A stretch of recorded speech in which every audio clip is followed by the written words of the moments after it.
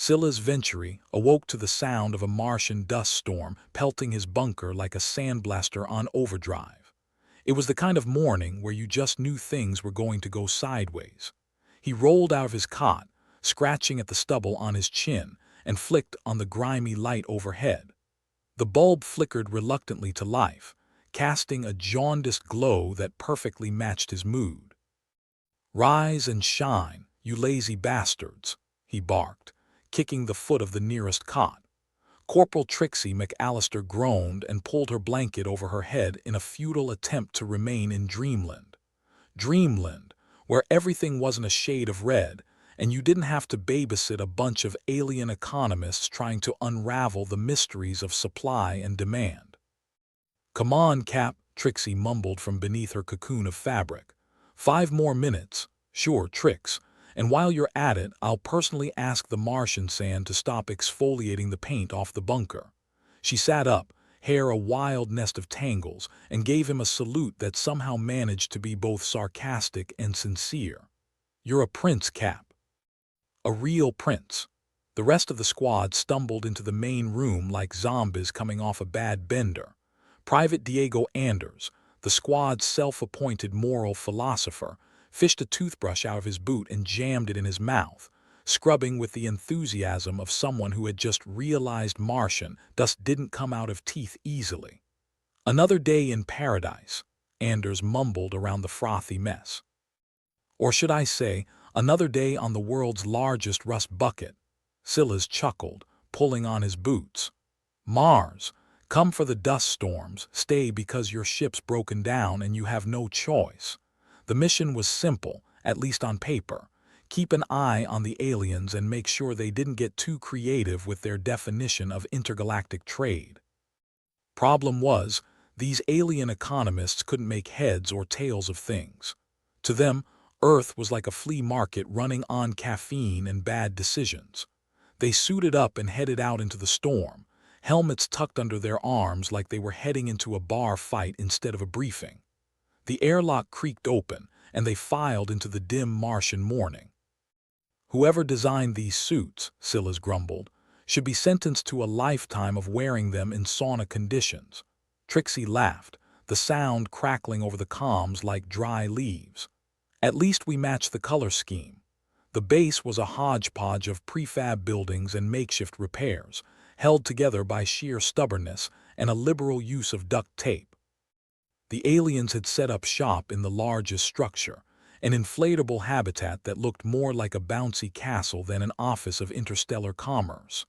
They called themselves the Korlax, a name Scylla's could only pronounce with a mouthful of peanut butter. The squad trudged inside, greeted by the usual chaotic mess of charts, graphs, and alien tech that defied description.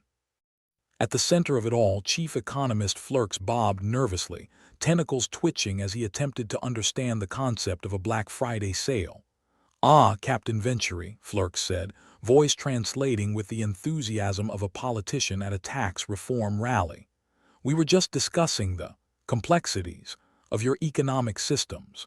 "Complexities?" Scylla's raised an eyebrow. "You've never seen a 2-for-1 deal before." Flirks's tentacles fluttered, an alien version of a shrug. "Your planet's reliance on illogical incentives puzzles us. For instance, this free gift with purchase. Is it free or is there a purchase?" Anders stepped forward, toothbrush forgotten. "Think of it like a bribe that people feel good about accepting." "Ah," Flirks bobbed again, clearly enlightened by the human knack for rationalizing nonsense. "It seems we have much to learn."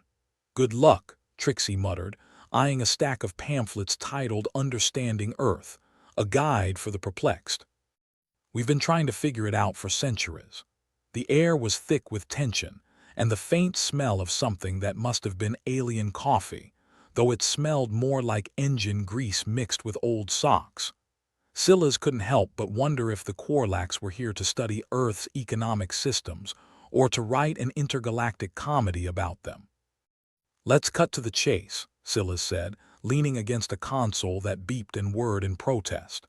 "You aliens want to trade, we want to make sure you don't swap our planet for a handful of magic beans."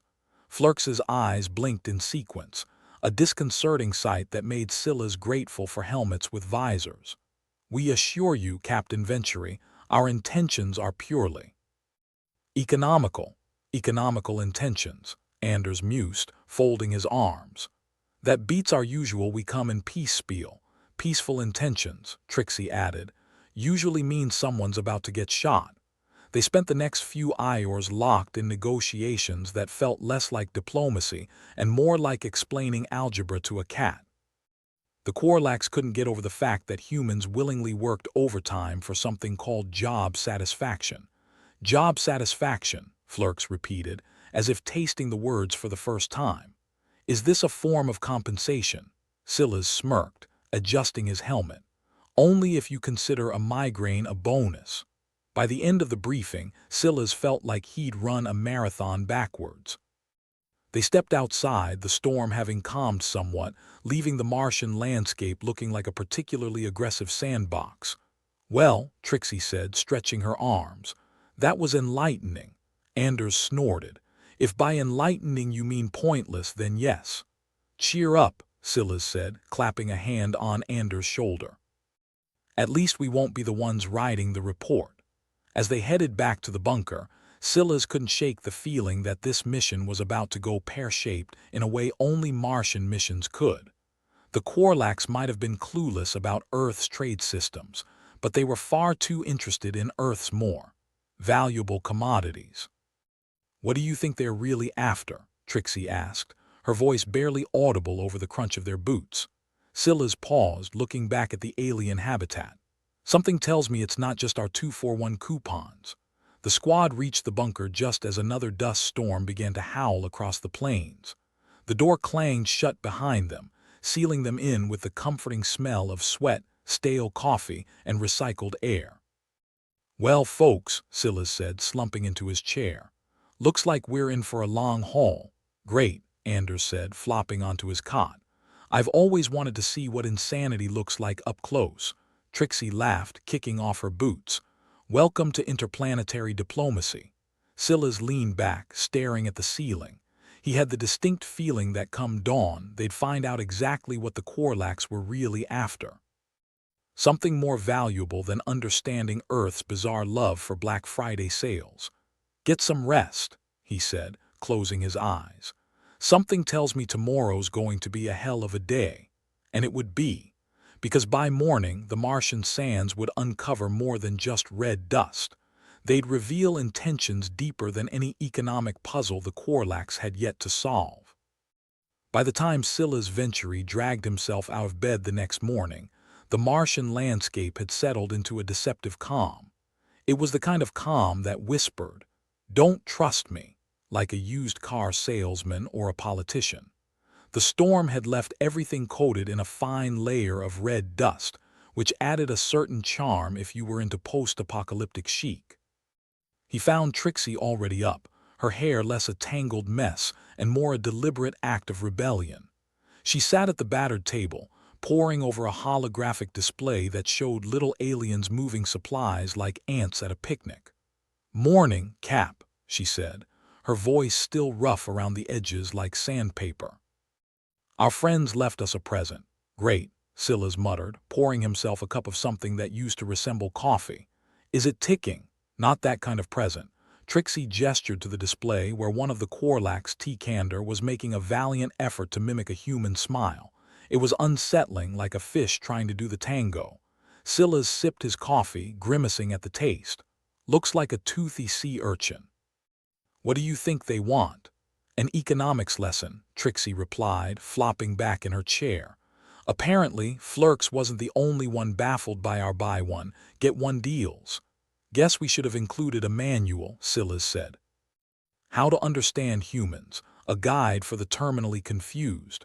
Just then, Diego Anders lumbered into the room, still trying to convince his toothbrush and hair that they needed to cooperate. "What's all the fuss? Korlax come to swap our planet for magic beans yet?" "Not yet," Scylla replied, tapping the holographic display. "But they are trying to understand our trade system." Again, Anders chuckled, dropping into a chair. "Well, that's simple. Humans want what they don't need and then complain about it." Trixie rolled her eyes. Yeah, good luck explaining that to someone who thinks supply and demand is a romantic comedy. Their comms crackled to life, the voice of command cutting through the static. Venturi, report to the Quarlax habitat. Orders are to facilitate understanding. Facilitate understanding, they say, Silas grumbled, pulling on his boots. Pretty sure that's code for good luck, you're screwed. The trio suited up, their movements practiced and efficient. Helmets clicked into place, sealing them away from the unforgiving Martian air. They trudged out, boots crunching on the dust, as they made their way to the Quarlax office. Inside the bouncy castle-turned-diplomatic hub, the air was thick with the smell of alien ambition mixed with the faint aroma of confusion. T. Candor, the newly appointed student of human economics, greeted them with a wave of tentacles that somehow managed to convey a mix of eagerness and complete ignorance. Captain Venturi, Corporal McAllister, Private Anders, T. Candor chirped in a voice that sounded like someone gargling marbles. We are most eager to comprehend your economic interactions. Silas forced a smile. Eager, huh? That's one word for it. T. Candor blinked all four eyes simultaneously. Your planet's trade systems are quite elusive. That's a polite way to say insane, Anders muttered, only half to himself. Silas sighed. All right, T. Candor, let's see if we can make some sense of this mess.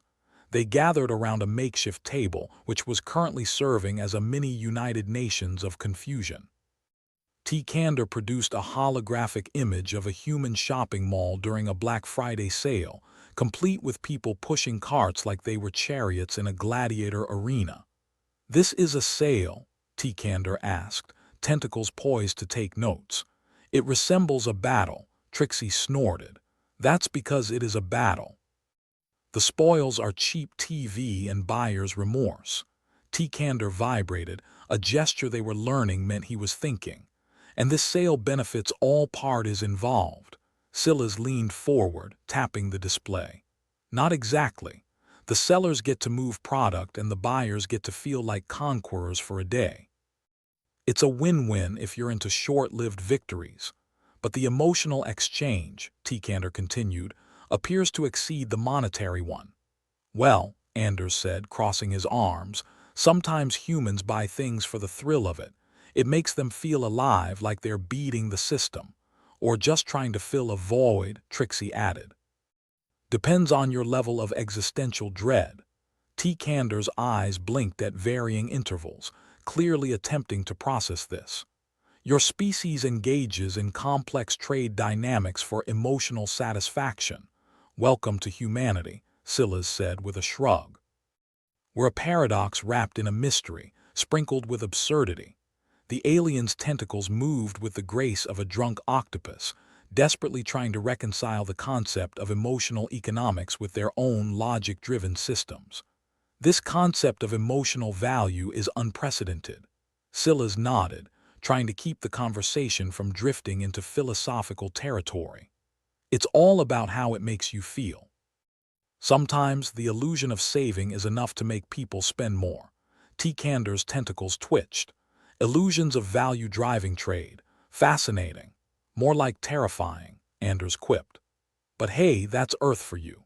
The conversation continued, and with each question it became increasingly clear that the Quarlax's understanding of human economics was akin to understanding quantum physics by reading a comic book. Silas struggled to keep the explanations grounded, while Trixie found herself playing translator between two worlds that seemed to have nothing in common except their capacity for bewilderment. All right, Silas said, after what felt like an eternity of back-and-forth explanations. Why don't we take a break? Let all this sink in. T. Candor bobbed in agreement. Much appreciated, Captain Venturi. This information is complex. That's one way to put it, Trixie muttered, rubbing her temples as if trying to massage out the economic headache. They stepped outside, where the Martian landscape seemed to have decided the script called for ominous calm once again. Anders squinted at the horizon, as if expecting the dust to rise up and form into some kind of existential threat. Think they get it? He asked, glancing at Silas. Not a chance, Silas replied, but give them credit for trying. Most humans don't even understand why they buy what they buy. Trixie leaned against the rust-colored wall, staring at the sky. Think they're up to something else. I mean, no one comes this far out just to learn about Black Friday. You're asking if the aliens have ulterior motives, Anders asked, mock incredulity dripping from his words. Inconceivable. Yeah, but what can they possibly want that requires understanding our madness? Silas mused. Unless they think they can make a profit off it. Or maybe just trying to make sense of us before they decide to run, Trixie said. Wouldn't blame them. They lingered outside, silent for a moment, each lost in their own thoughts. The air was thin and cold, biting through their suits in a way that made Silas long for the thick, polluted warmth of Earth cities. It was a strange thing to miss, but then again, humans were strange creatures. Whatever it is, Silas finally said, we'll figure it out. We've come this far, can't exactly back out now. Not unless you want to swim back to Earth, Anders joked. I hear the Martian seas are lovely this time of year. Right, Silas said, turning to face his squad. Let's go solve the mystery of why anyone would want to understand Earth economics. Maybe we'll stumble on the meaning of life while we're at it. They headed back inside the Korlax habitat, where T. Kander and the rest of the alien team were eagerly awaiting their return, tentacles poised as though they'd discovered some new theorem of human behavior. Captain Venturi, T. Kander said, a hint of excitement in his voice. We believe we've uncovered an aspect of your trade dynamics that may be pivotal. Silas raised an eyebrow, curiosity piqued despite himself. Oh, do enlighten us. Your population engages in trade not solely for material gain, but for the perception of status, T. Kander explained, tentacles sweeping dramatically. This acquisition of perceived value seems integral. Trixie exchanged a look with Anders, both of them trying not to laugh at the alien's epiphany.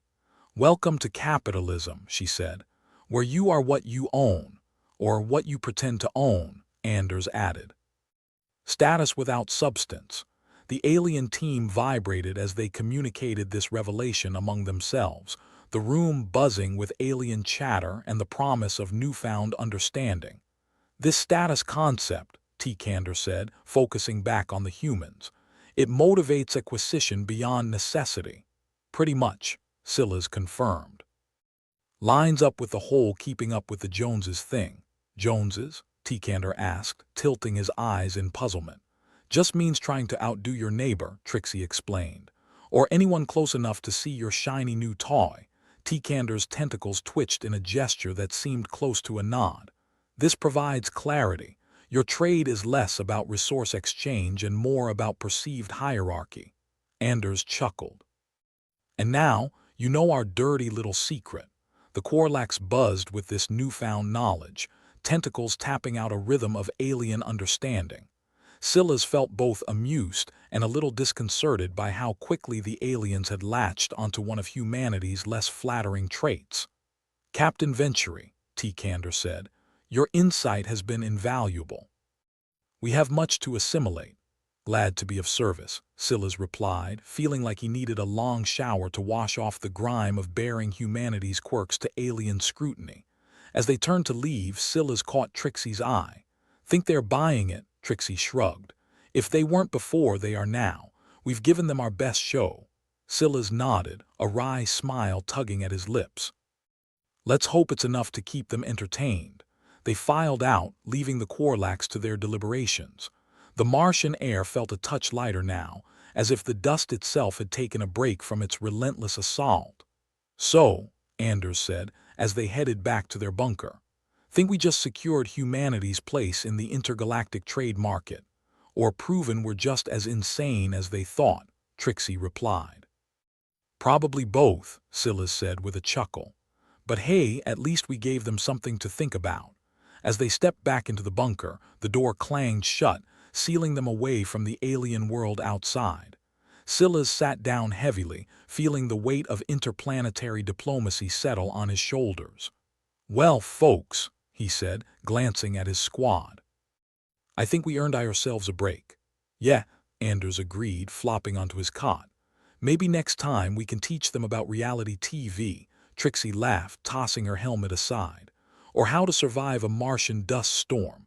That should be fun. As they settled in, the air hummed with the quiet, constant thrum of life on Mars. It wasn't much, but it was home for now, and they were all in it together. Silas leaned back, closing his eyes. Get some rest. Something tells me the Korlax aren't done with us yet. And with that, they drifted off, the bunker a small, red-dusted sanctuary in a universe that felt just a little bit bigger, and a whole lot stranger.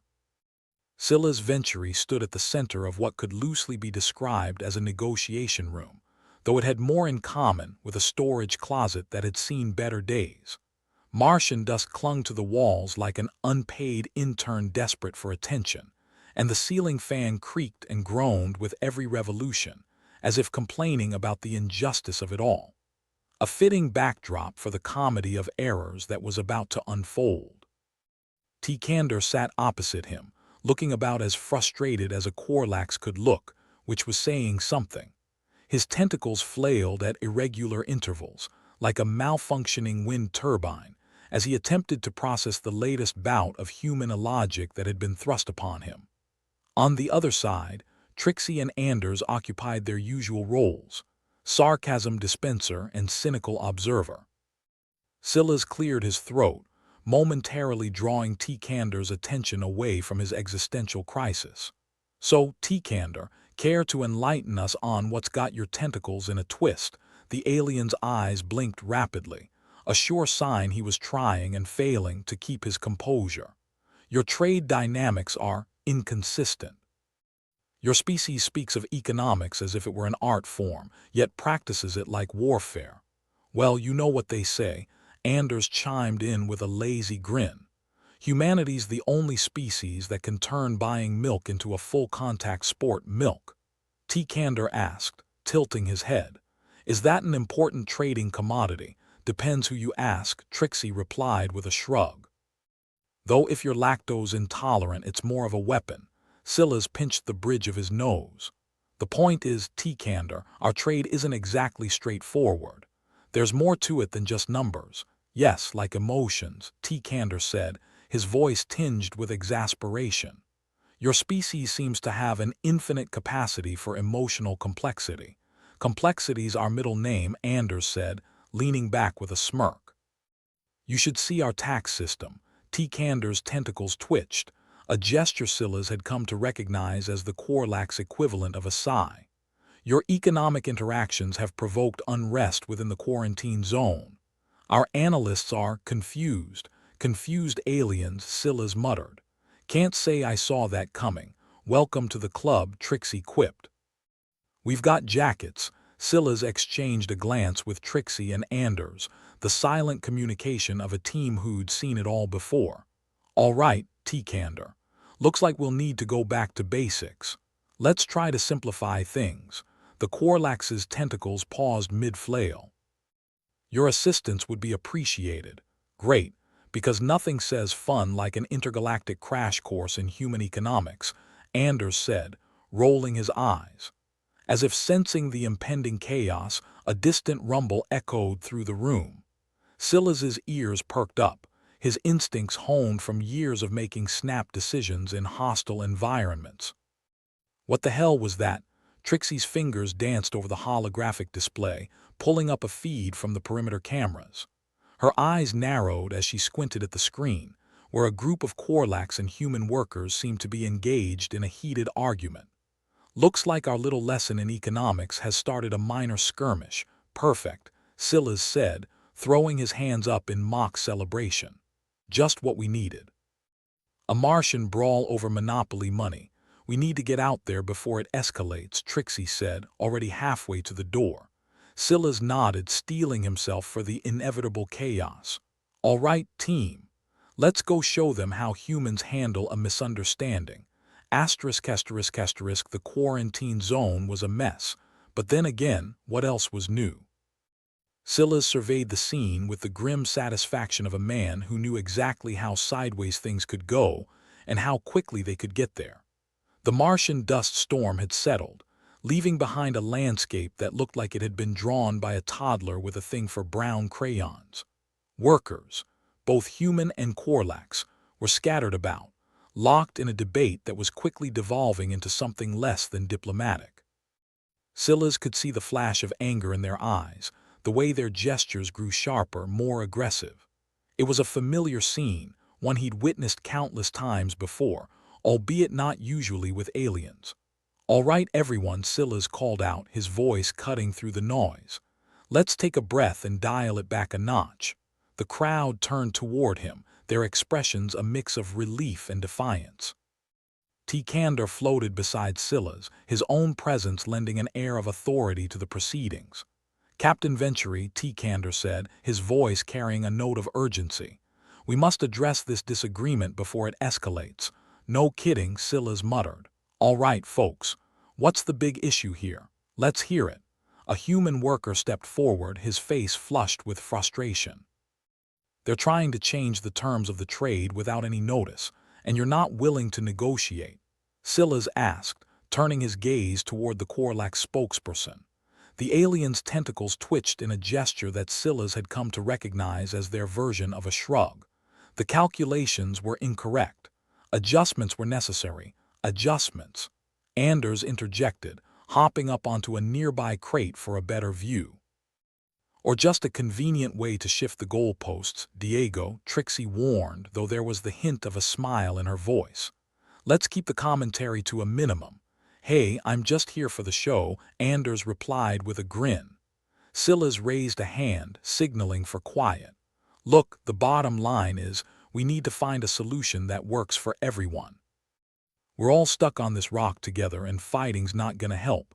Tikander's eyes flickered, a sign that he was considering Scylla's words. "A joint venture, perhaps? A collaboration in which both parties benefit. Compromise?" Trixie asked, arching an eyebrow. "Sounds suspiciously adult." "It's the only way to keep this from spiraling out of control," Scylla said, his voice steady. "Let's put our heads together and figure this out." The two groups began to murmur among themselves, the tension gradually ebbing away as they realized that there might be a path forward. Scylla's watched them, his mind working overtime to find a middle ground. "All right, everyone," he said after a few moments. "Here's what we're gonna do. We'll set up a joint review panel, half human, half Korlax. We'll go over every detail and make sure it's fair for both sides, and what if it's not?" One of the human workers asked, his voice tinged with skepticism. "Then we'll go back to the drawing board," Scylla's replied. "But we'll do it together. No more surprises." Tikander nodded, his tentacles bobbing in agreement. "A reasonable course of action." "Well, there's a first time for everything," Anders commented. The crowd began to disperse, the palpable tension replaced by a cautious optimism. Scylla's watched them go, feeling a weight lift from his shoulders. It wasn't a perfect solution, far from it, but it was a start. And on Mars, a start was often the best one could hope for. As they headed back toward the bunker, Trixie fell into step beside Scylla's. "Think it'll hold for now," Scylla said. "But we'll need to keep an eye on things. Last thing we want is for this to flare up again." Who knew trade negotiations could get so heated? Anders said, catching up to them with a lopsided grin. "I thought our biggest worry would be running out of coffee." "Welcome to Martian life," Trixie replied. "Where the excitement never stops," Scylla's chuckled, shaking his head. "At least we're not bored." "Boredom's overrated," Anders said. "I mean, who needs peace and quiet when you've got diplomatic crises to keep you on your toes?" As they reached the bunker, Scylla's paused, glancing up at the Martian sky. It was a strange, alien world, filled with challenges and opportunities in equal measure. But for all its quirks and complications, it was theirs to navigate. "All right, team," Scylla said, pushing open the bunker door. "Let's get some rest. Something tells me we're going to need it." As they settled in, the familiar hum of the bunker surrounded them, a comforting reminder that even in the midst of chaos, there was stability to be found. Scylla's leaned back in his chair, letting the fatigue of the day wash over him.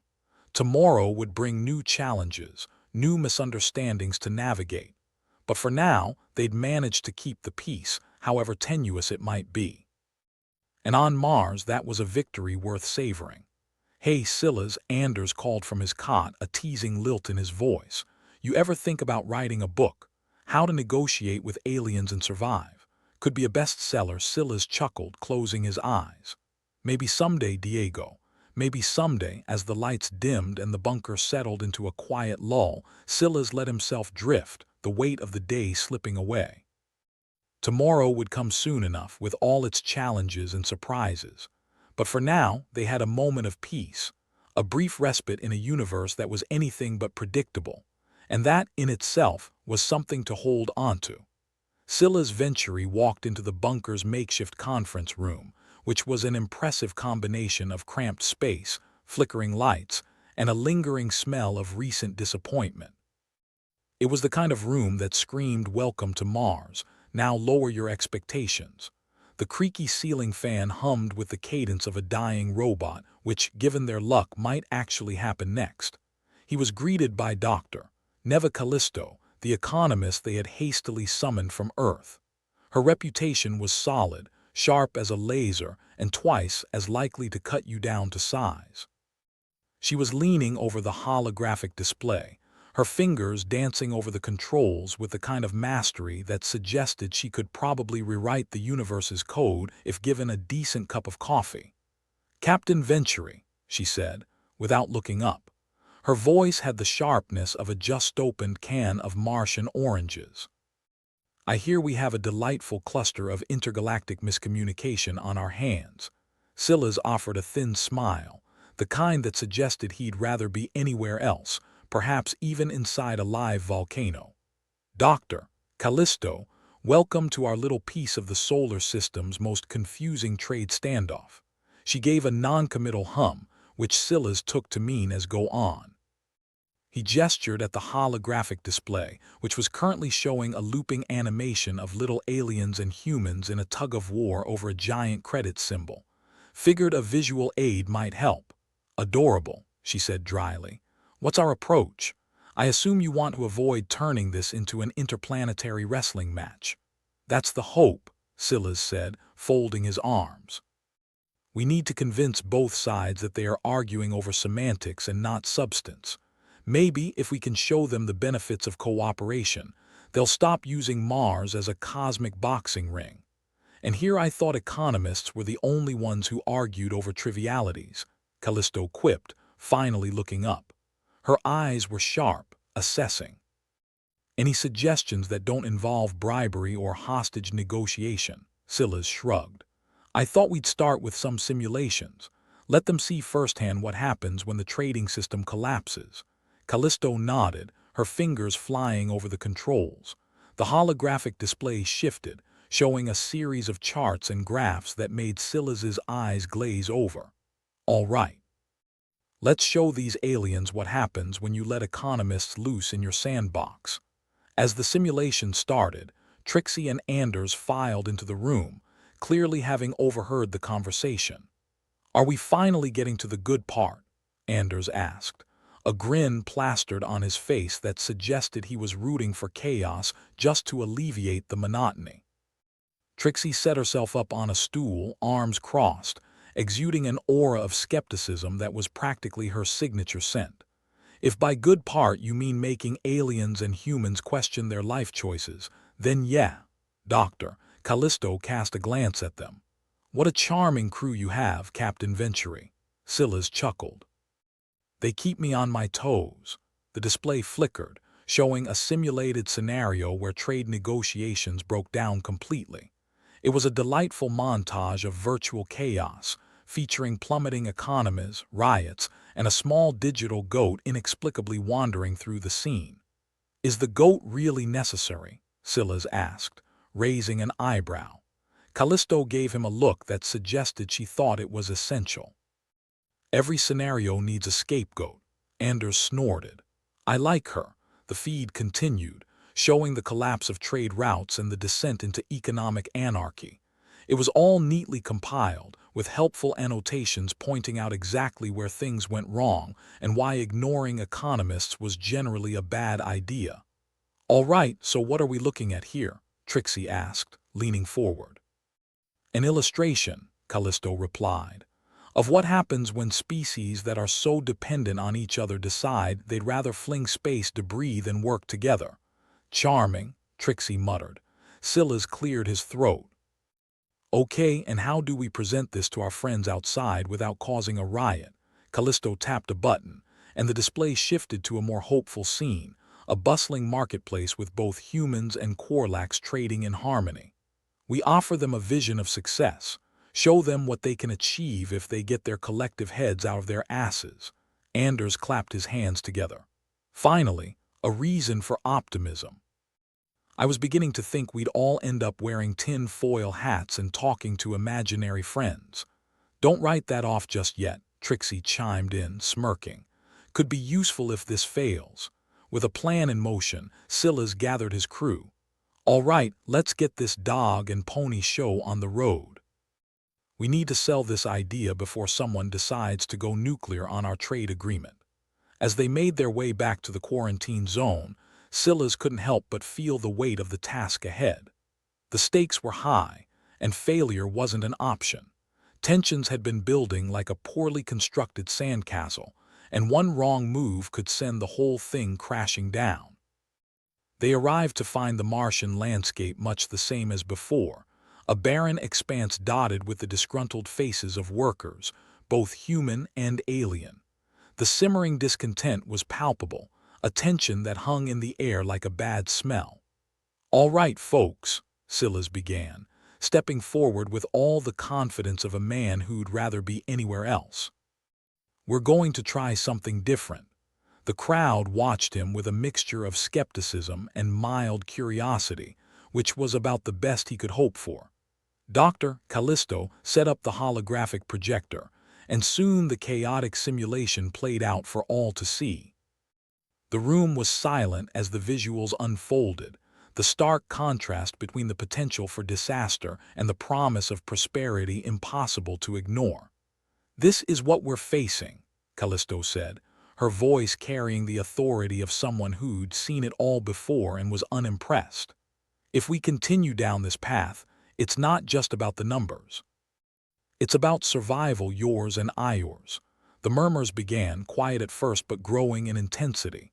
Silas watched as the crowd digested the information, the reality of their situation settling in like a heavy fog. Kander floated forward, his tentacles curling in contemplation. "This is compelling." "Glad you think so," Anders said, leaning back against a dusty rock. "I'd hate for this show to be a dud." Silas suppressed a grin. "The point is we need to work together. We can't afford for this to turn into a full-blown conflict. Not over something as trivial as trade terms. But how do we know this isn't just another manipulation?" one of the Korlax workers asked, his eyes narrow with suspicion. Callisto stepped in, her expression resolute. "Because if the system collapses, nobody wins. It's not about manipulation. It's about mutual survival."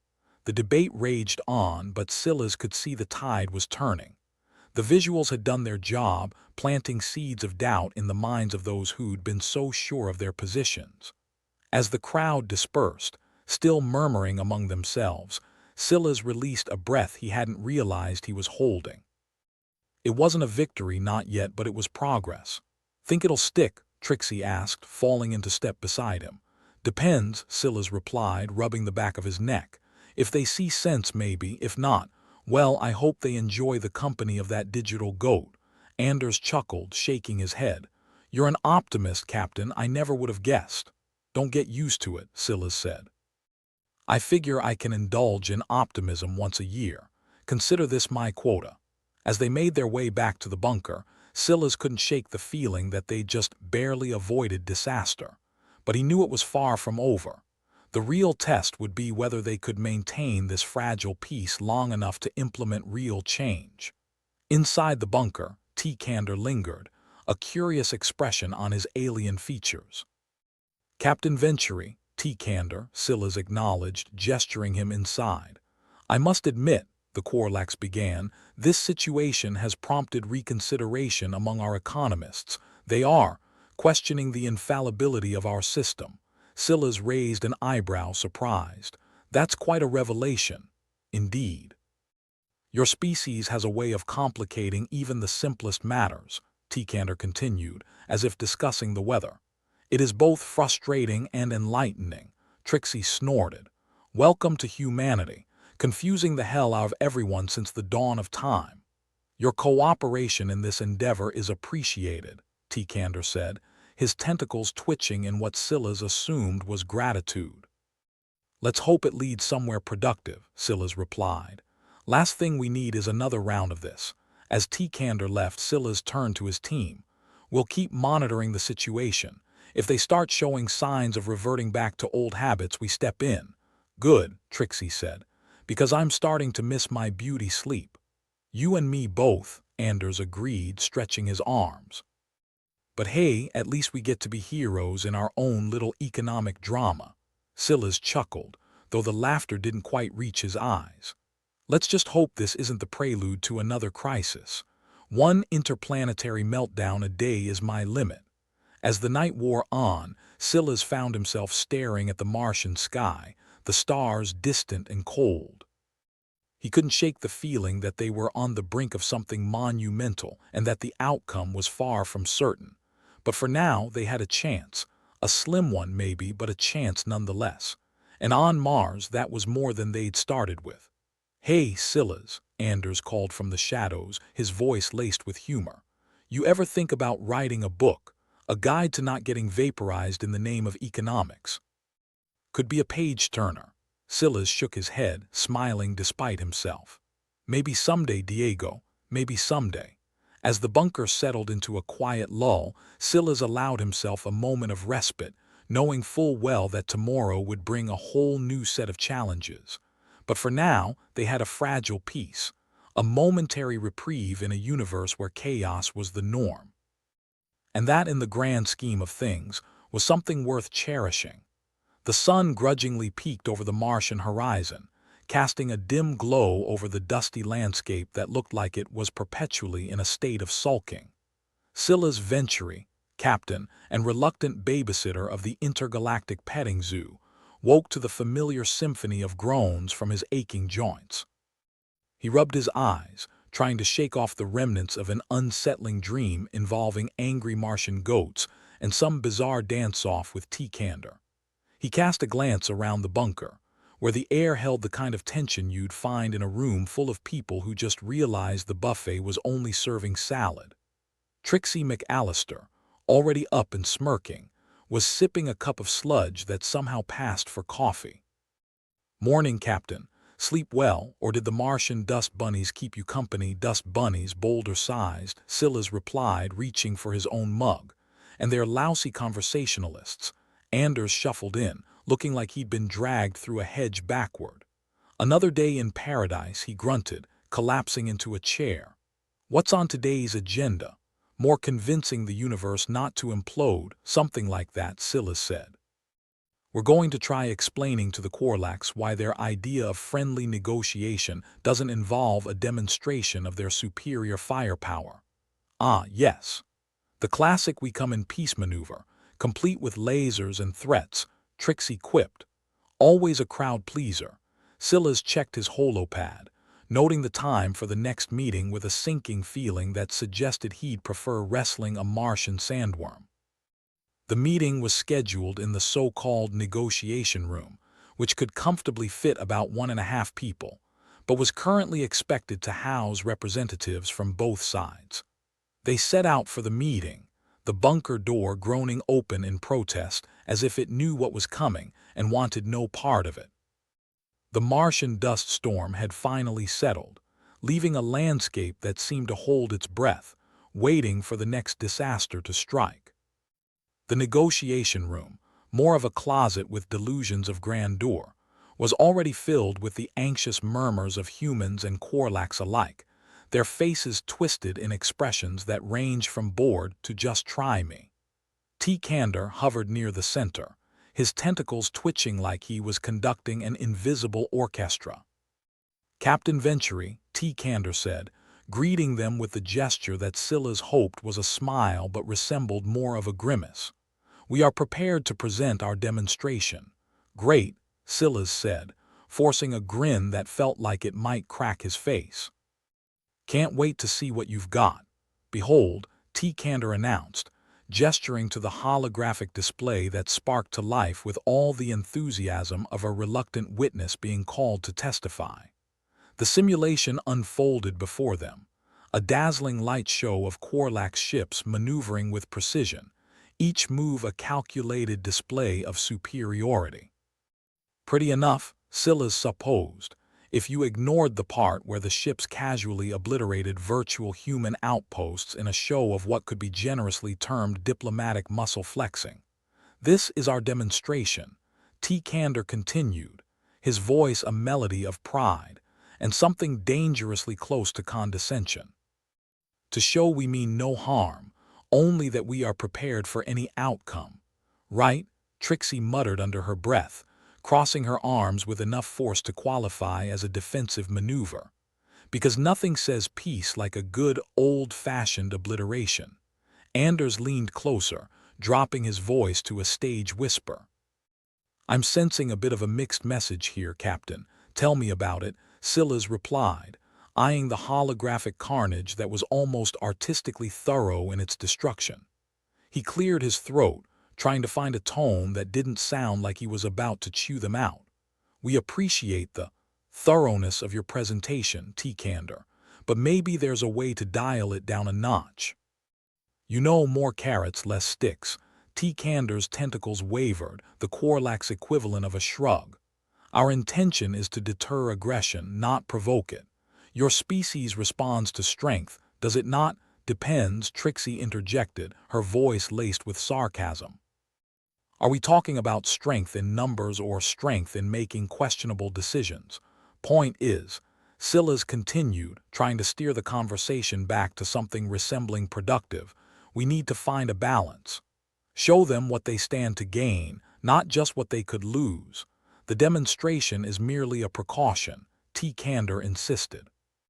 An assurance of security, the kind that makes people feel secure in bunkers, Anders chimed in, earning a snort from Trixie. The room was silent for a moment, the kind of silence that hangs heavy like a lead balloon, before one of the human negotiators decided to poke the bear. If your intentions are peaceful, perhaps a demonstration of your technology's benefits would be more productive than, say, reducing our settlements to cosmic dust. T-Kander considered this, his gaze shifting between the humans and the holographic display. A reasonable request. We shall devise an alternative demonstration. Scylla's nodded, feeling like he just navigated a minefield with his limbs intact. That would be appreciated. We're all here for the same reason, finding a way to work together without blowing each other to bits. The meeting adjourned with the usual exchange of terse nods and forced pleasantries. As Scylla's and his team made their way back to the bunker, Anders broke the silence. You think they'll actually go through with a less apocalyptic demonstration? He asked, skepticism dripping from his words. About as likely as finding a clean bathroom on Mars, Scylla's answered. But at least they're considering it. Progress is progress, even if it's slower than a Martian snail, Trixie said, adjusting her gear with a casual air that belied the tension of the morning. Back in the bunker, Scylla's found himself staring at the holographic display, replaying the Quarlax demonstration. It was mesmerizing in a way, like watching a galaxy implode in slow motion. But beneath the spectacle lay the stark reminder of their precarious situation. Dr.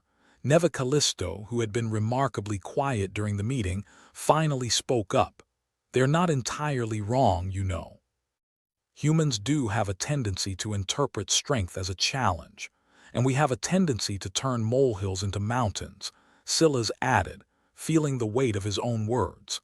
But if we can redirect that energy into cooperation, then maybe we won't have to spend our days dodging laser beams, Anders finished, rubbing his temples as if to ward off an impending headache. The day wore on, the Martian sun playing hide and seek with the dust clouds. The tension simmered, a palpable reminder that peace was a delicate balancing act, teetering on the edge of disaster. As the last rays of sunlight vanished, plunging the landscape into a twilight gloom, Silas gathered his crew in the bunker's makeshift conference room. The flickering lights overhead cast a patchwork of shadows that danced like specters. "All right, team," Silas began, the words tasting of recycled air and uncertainty. "We've got our work cut out for us. We need to convince both sides that they are arguing over semantics, not substance. And we need to do it before the next demonstration turns into a real-life horror show." Trixie rolled her eyes. "Because nothing screams diplomatic success like avoiding a massacre by the skin of our teeth." "Exactly," Silas said, flashing a grin that was more bravado than assurance. "Welcome to Mars, where the stakes are as high as the dust is thick, Doctor."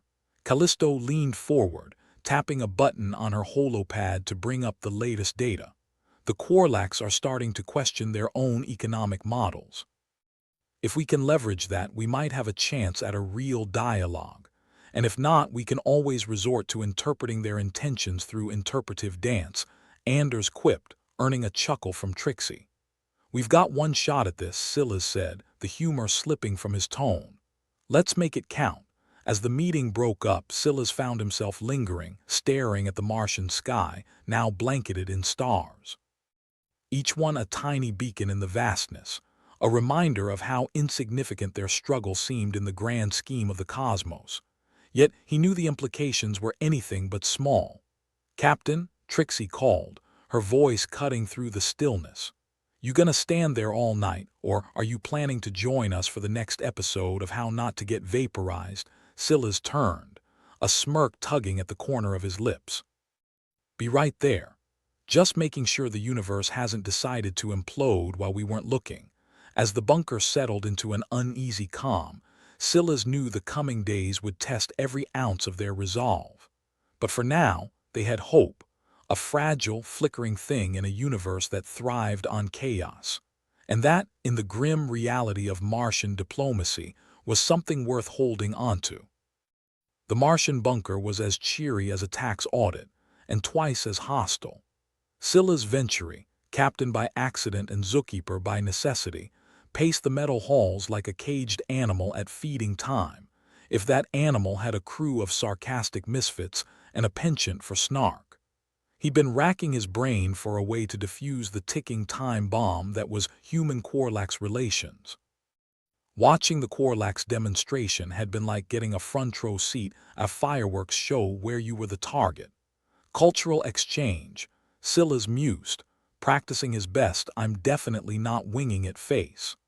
Earth's culture was as varied as a menu from a dodgy interplanetary diner, and he planned to use every bit of it to turn this diplomatic disaster around. Trixie McAllister, the resident sarcasm dispenser, appeared at his side. "Cultural exchange. What are you planning, Captain?" "Teach them the ancient human art of passive-aggressive post-it notes." "I was thinking more along the lines of shock and awe, but with less shock," Silas replied, rubbing his chin. "Show them how human trade isn't just about what looks good on paper." "That's a tall order," Anders commented, stumbling into the corridor with an empty cup that had once housed coffee. "The black gold of diplomacy. Half the time, I'm not even sure humans know how their own trade works. Which is why we've got an ace up our sleeve," Silas said, grinning like a cat who'd found the canary in a bottle of hot sauce. "We're going to show them how unpredictable and creative we can be." Anders raised an eyebrow, skepticism plastered across his face. "Creative like an artist or creative like a politician?" "Preferably the former," Silas said, cutting through the gloom of the bunker like a laser cutter through butter. "But I'll take what I can get." The team convened in what could optimistically be called a common area, though it was more like a sardine can with pretensions. Dr. Neva Callisto, the only person who could make economic theory sound like a bedtime story, was already tuning her holopad. "So, Captain, how do you plan to convince the Quarlax that we're not just hairless apes with nukes?" Dr. Callisto asked without looking up. "Glad you asked," Silas said, slapping a hand on the table with the glee of a game show host. "We're going to throw a party." "A party," Trixie repeated, deadpan as a flatliner. "With balloons and everything, sure. If by balloons you mean a showcase of our trade talents, Scylla's retorted. Think about it. Earth's got a history of bizarre but effective trade practices. We'll highlight that. So we're showing them our finely honed skills at bartering for plastic trinkets. I see, Anders quipped, leaning back in his chair with a grin that was all teeth. Precisely, Scylla said, unfurling his grand plan like a magician revealing his final trick. We'll demonstrate the versatility of human trade. Show them that what they see as chaos, we see as opportunity, Doctor. Callisto finally looked up, intrigued despite herself. You might be onto something. If we can spark their curiosity, we might just change their perceptions. Exactly, Scylla said, pleased that someone was catching on. We'll make them see us as more than a target practice exercise. Trixie sighed, her eyes rolling with enough force to generate a small gravitational field. And here I thought we'd just bribe them with a nice cheese platter. Cheese comes later, Scylla said, already thinking ahead. For now, we focus on getting them interested. The bunker buzzed with the collective anxiety of a crew about to do something profoundly reckless. They were going to host an event on a planet where the fun stopped as soon as you opened your eyes in the morning. Scylla's and his team spent the next few hours turning the bunker's main room into a makeshift exhibition space. It looked less like an art gallery and more like a bazaar run by people who'd only seen bazaars on bad television reruns. But it had charm, or at least the kind of charm that came with a faint smell of desperation. As the cultural exchange began, representatives shuffled in, humans and Quarlax both, their expressions ranging from curious to skeptical, with a healthy dose of "I'm only here for the snacks." T. Kander hovered near the entrance, his tentacles quivering with what Scylla's hoped was anticipation, and not the alien equivalent of nausea. The Quarlax were a tough crowd, more interested in power dynamics than power ballads, but Scylla's was determined to give them a show they wouldn't forget. Welcome to the first-ever Martian cultural exchange, Scylla's announced, trying to sound like he believed it was a good idea. We're here to show you that Earth's trade practices are diverse, adaptable, and occasionally downright baffling. He gestured to Trixie, who stood by a table laden with Earth artifacts, trinkets, baubles, and a suspiciously large number of rubber ducks.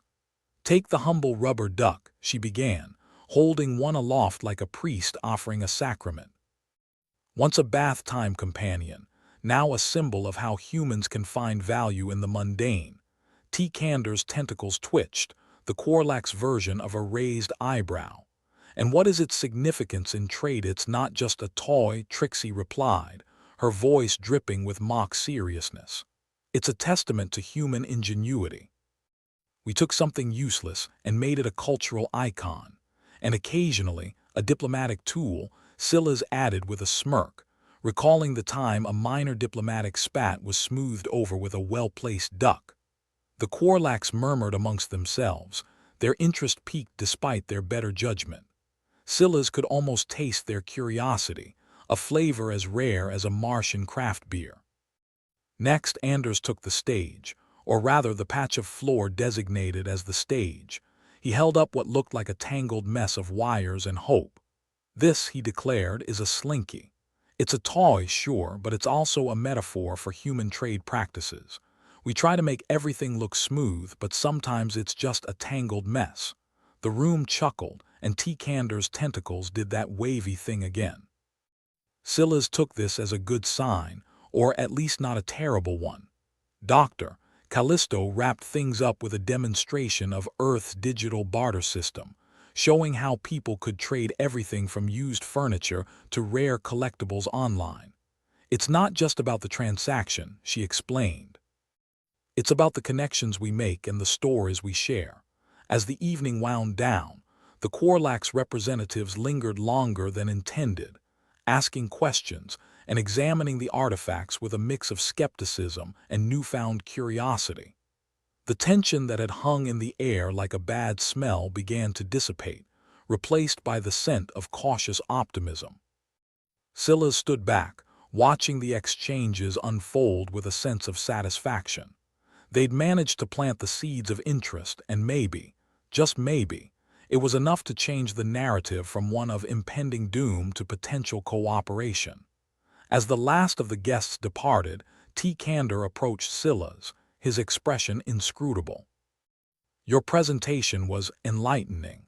"I'll take that as a compliment," Scylla's replied, aware that in Korlak's terms it might be the equivalent of a standing ovation. "It seems there is more to your species than we perceived," T. Candor continued, his tentacles still in motion, as if conducting a symphony of thought. "There usually is," Scylla said, the weight of the day settling on his shoulders like a Martian dust storm refusing to be swept away. "We're not perfect, but we're persistent." T. Candor offered what might have been a smile, though it looked more like he was about to sneeze. "Persistence is a valuable trait. It is one we respect." As T. Candor departed with the others, Scylla's let out a breath he didn't realize he'd been holding. The day had been a whirlwind of chaos and barely avoided disasters, but there was a glimmer of hope, a small, stubborn light refusing to be snuffed out. Trixie joined him, a cup of sludge masquerading as coffee in her hand.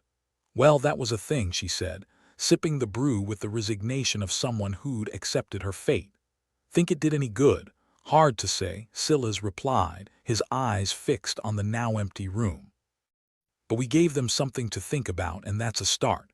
Anders wandered over, looking like he'd been through a hurricane and come out the other side with a story to tell.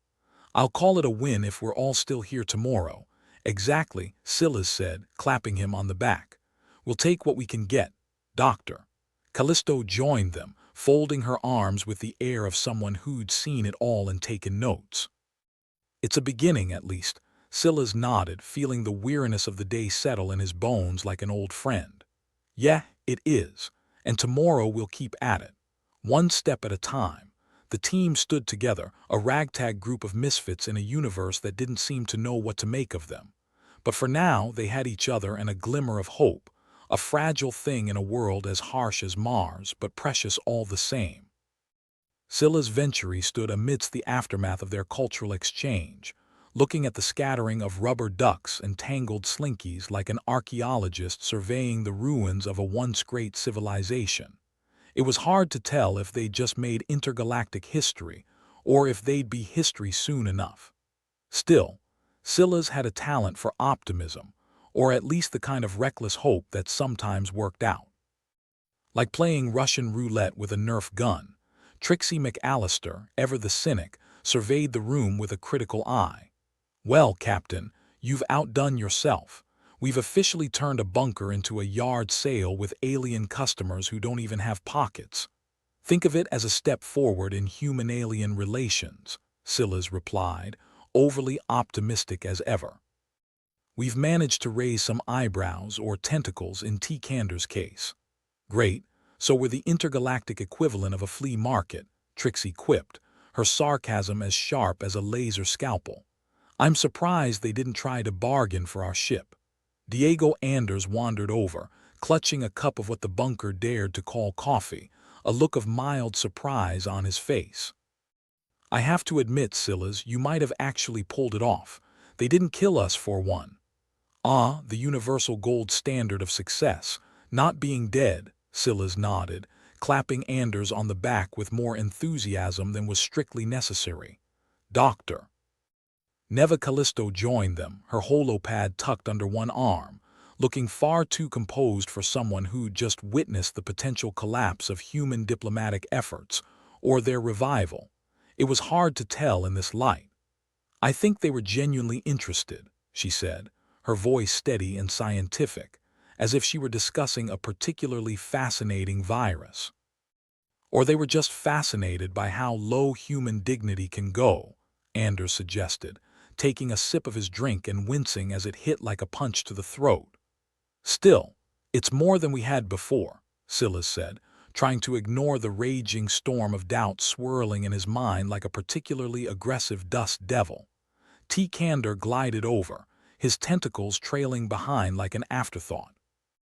"Your demonstration was unique," he said, his voice a blend of diplomacy and mild confusion like a diplomat who'd just been served an indigestible hors d'oeuvre. Unique is one way to describe it, Silas replied, offering a crooked grin. Did any of it make sense to you? Tikander paused, his tentacles twitching in a way that suggested contemplation or possibly indecision. Your trade practices are unconventional. There is a focus on emotional and cultural aspects that we do not understand. Yeah, humans are a bit strange like that, Anders said, shrugging. We like to make things complicated. Trixie snorted, tossing a rubber duck between her hands. It's not just trade. We can complicate tying our shoes if we get the chance. Yet there is merit in this chaos, Tikander mused, his tentacles now moving in what Silas hoped was a positive pattern. Your unpredictability is a strength. A bit like playing chess with a pigeon, Trixie remarked. It might just knock all the pieces over, but somehow that counts as a win. Exactly, Silas interjected, eager to seize any scrap of understanding. We find value in the unpredictable. It's what makes us, well, us. Tikander's gaze swept the room, taking in the abandoned artifacts of the human experience, a bizarre tapestry of pop culture and practicality. Perhaps there is something we can learn from this. Silas felt a surge of hope, as fragile and dangerous as a glass sculpture in a gravity field. That's the idea. We're not just traders. We're storytellers, dreamers, occasionally competent strategists. Dr. Callisto, having absorbed the conversation with her usual contemplative air, chimed in. What Silas means is that our trade extends beyond goods. It's about understanding, sharing parts of ourselves that can't be quantified. And what good is understanding if it doesn't lead to profit or power? Tikander asked, his tone more curious than accusatory. Ah, the eternal question, Anders said, resting an elbow on a nearby table. But sometimes the best deals aren't the ones you win, but the ones that make you think. There was a moment of silence, the kind that usually preceded either brilliance or disaster. Silas was hoping for the former. So, Tikander, what did you think? Worth exploring further. Tikander hesitated, then nodded. I believe there is potential here. Your methods are intriguing. I'll take intriguing over let's vaporize them any day, Silas said, relief washing over him like a cool breeze through a malfunctioning airlock. Trixie smirked, crossing her arms. So, Captain, what's next? Another party. Maybe this time with interpretive dance. Silas chuckled, considering the possibility. Maybe next time. For now, we figure out how to take this, whatever it is we did here, and turn it into something concrete.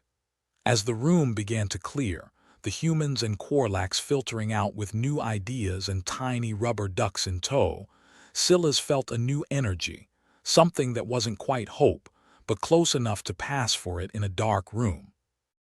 They'd managed to turn a potential standoff into a starting point, and in the chaotic world of intergalactic diplomacy, that was as good as a win. As the last Korlax left, Trixie turned to Silas, her expression mock serious. Well, Captain, congratulations. You've successfully conned a room full of aliens into thinking we know what we're doing. Isn't that what leadership is all about? Silas replied, flashing a grin. Dr. Callisto watched them with an amused quirk of her lips. It's about convincing people that chaos is a strategy. And sometimes, Anders added, that's exactly what works.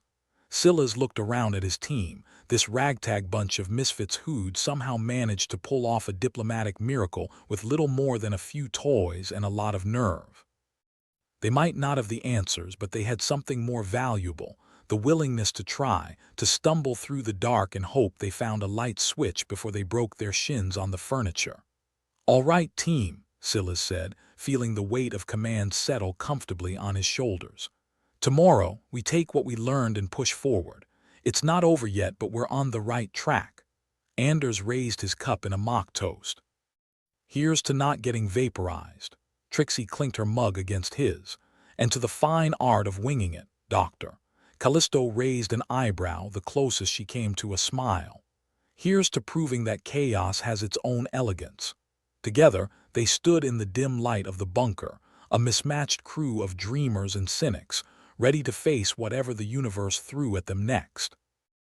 As the night wore on, Silas found himself alone in the now-empty common area, the rubber ducks and slinkies quietly watching him from their perches.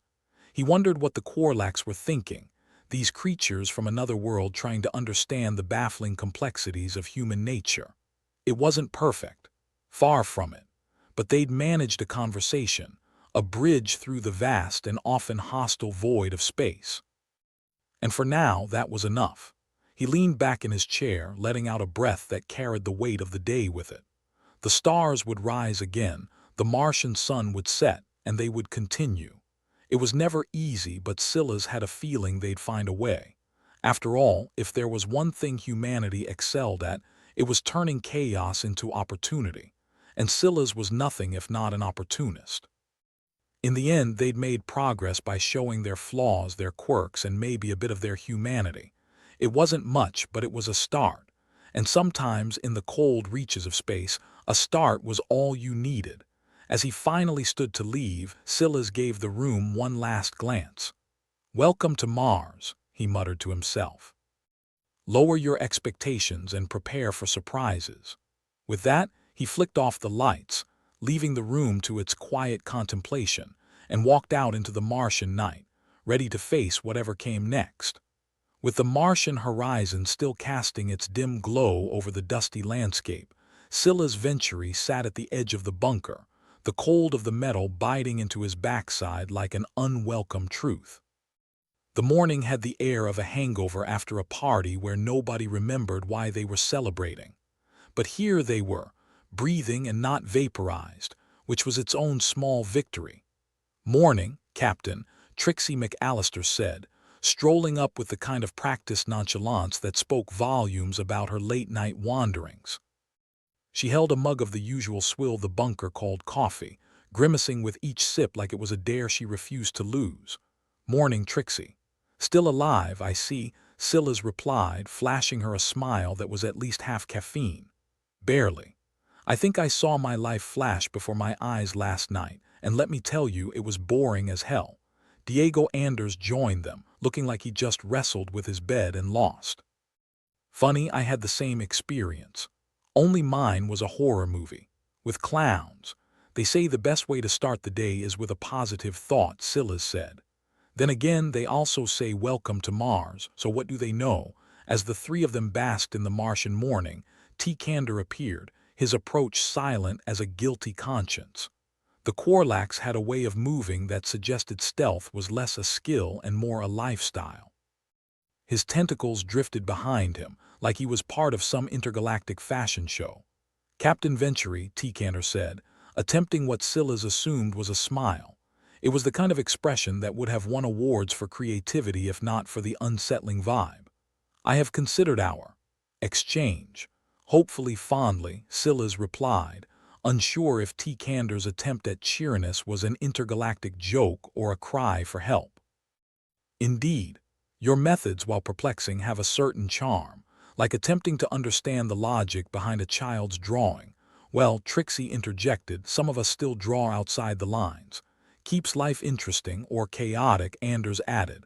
"But what's life without a little chaos?" T. Kander's tentacles twitched in what Silas hoped was agreement. "Our delegation is intrigued by your culture's flexibility. We do not understand it, and yet we find it compelling." "High praise for a bunch of space monkeys," Trixie said, taking another swig of her coffee. "We've got adaptability in spades, and sometimes spades. We're handy like that, Doctor." Neva Callisto joined the conversation, her usual calm presence a welcome counterbalance to the manic energy of everyone else. "Adaptability is one of humanity's defining traits. We excel at turning the unexpected into the expected, or just winging it with style," Silas added. "We're like the universe's understudies. We never know the lines, but we still put on a hell of a show." T. Kander regarded them with a mixture of curiosity and confusion. "This adaptability intrigues us. It could be beneficial. We would like to explore a more formal cooperation." "Well, don't everyone faint at once," Trixie said, rolling her eyes. "Isn't this the part where we burst into a musical number, please?" "No," Anders replied with mock horror. "I'd rather face an alien armada than hear Silas sing. Your loss, Silas said, grinning. But in the spirit of cooperation, let's save the musical for when we've actually got something to celebrate. They moved inside, the bunker's makeshift conference room still reeking of stale air and the faint whiff of desperation. Despite the cramped space, there was a new energy, a sense of purpose that was almost tangible. The Quarlax and humans sat across from each other, an odd assembly of limbs and expressions that looked more like a setup for a bad joke than a diplomatic meeting. "So, what's the first order of business?" Anders asked, leaning back in his chair with a casualness that was half bravado, half resignation. "Probably the same as any new venture," Silas said. "Figure out what the hell we're doing before it all goes sideways, Doctor." Callisto tapped her holopad, bringing up a display that flickered like it was powered by wishful thinking. "We need to establish common goals. Both cultural and economic exchanges could be beneficial." T. Kander nodded, the human gesture still awkward on his alien form. "Our initial interest lies in understanding your art and entertainment." "It is intriguing. Oh boy, are you in for a treat," Trixie said. "We've got everything from opera to reality TV. One's high art, the other's the opposite, but both are equally confusing. Don't forget memes," Anders added. "The true language of humanity." Silas clapped his hands together, the sound sharp in the confined space. "All right, we've got art and culture on one hand and memes on the other. Let's show them the full range of human expression. And maybe trade some tech while we're at it." T. Kander's tentacles waved in what could only be described as excitement, or a reasonable facsimile of it. "We are eager to learn. Your technology, though primitive, has potential, especially your use of improvisation." "Improvisation is just a fancy word for making it up as we go," Trixie said with a wry smile. "But hey, if it works, it works." As the conversation continued, the room buzzed with activity, plans taking shape with the kind of reckless enthusiasm that usually ended in either disaster or enlightenment. Or both, if history was any guide. The Martian quarantine zone, once little more than a bleak outpost, began transforming into a burgeoning hub of cultural and economic exchange. The humans and Quarlax worked side by side, their differences providing the kind of creative tension that could either spark innovation or ignite the whole thing in a spectacular explosion. Dr. Callisto watched the proceedings with the air of a scientist observing a particularly strange experiment. This cooperation could be a model for future interactions. "If we don't blow ourselves up first." Small detail, Anders quipped. "We've survived worse." "True," Silas agreed. "We've got a knack for sidestepping disaster." Most of the time, as the days turned into weeks, the Martian bunker began to feel less like a prison and more like a home, not one you'd choose but one you'd make the best of. The humans and Quarlax exchanged ideas, technology, and the occasional bewildered look as they stumbled through the complexities of interstellar diplomacy. The cultural exchange program was a hit, with Quarlax taking to human entertainment like ducks to water. The aliens were particularly fond of musicals, which they found both baffling and delightful, a combination that neatly summed up most of human culture. T. Kander became a familiar presence in the bunker, his alien perspective providing insights that were both profound and profoundly confusing. "Your movies are fascinating," he said one day after a particularly intense screening of a classic action film. "Do all human conflicts involve explosions?" "Only the good ones," Trixie replied, her sarcasm as sharp as ever. "We're a dramatic species. We like our entertainment loud and our victories louder." "Indeed. But I am beginning to understand. It is the unpredictability, the chaos, that is compelling." "Welcome to humanity's greatest hit," Anders said.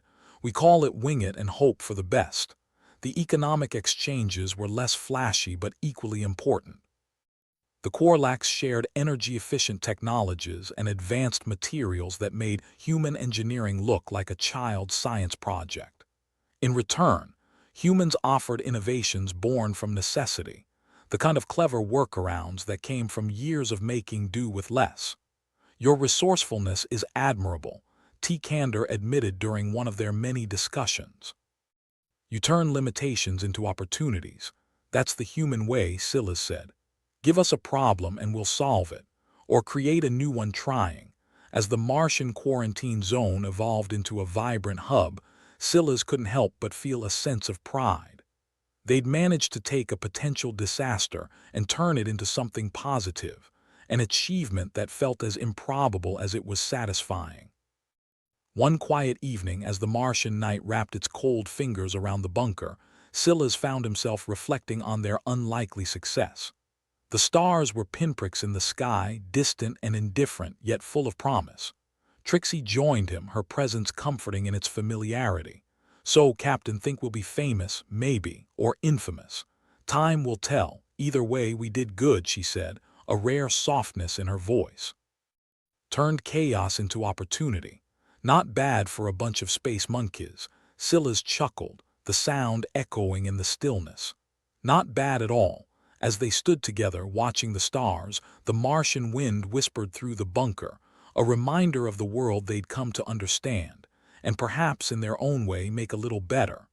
In the end, it wasn't the grand gestures or the dramatic speeches that made the difference. It was the quiet moments, the shared laughter and frustrations, the willingness to embrace the unknown with open arms and a bit of irreverent flair. Here's to chaos, Silas said, raising an imaginary glass to the night sky. And to the fine art of winging it, Trixie replied, mirroring his gesture. Together, they faced the future, ready to take on whatever the universe might throw their way. Adventure awaited, unpredictable and filled with possibilities, and they wouldn't have had it any other way.